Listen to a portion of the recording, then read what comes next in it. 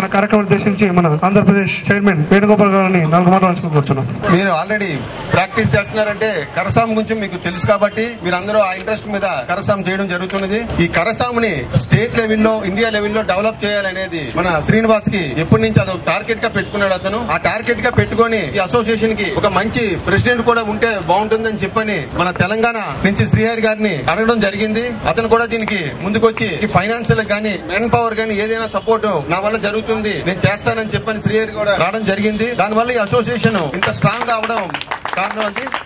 ప్రతి జిల్లాలో కూడా మంచి మంచి సెక్రటరీని శ్రీనివాస్ తీసుకోవడం జరిగింది.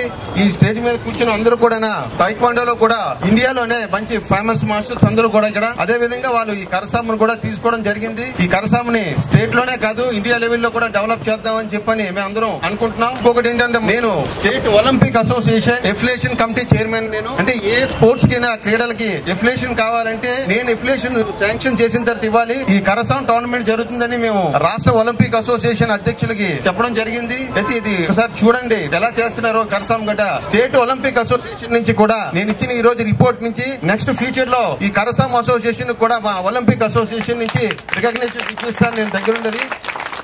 ఆ రికగ్నేషన్ ఉండడం వల్ల ఏంటంటే మనకి దాన్ని తీసుకొని మనం స్కూల్ గేమ్స్, యూనివర్సిటీ గేమ్స్ లో కూడా ఇది ఇంట్రడ్యూస్ చేయొచ్చు. అదే విధంగా శాప్ లో కూడా మనం ఇంక్లూడ్ చేయొచ్చు. దీనివల్ల రేపు ఫ్యూచర్ లో ఈ సర్టిఫికెట్స్ కూడా మీకు స్పోర్ట్స్ కోటాలో జాబ్స్ వచ్చే అవకాశం ఉంటుంది.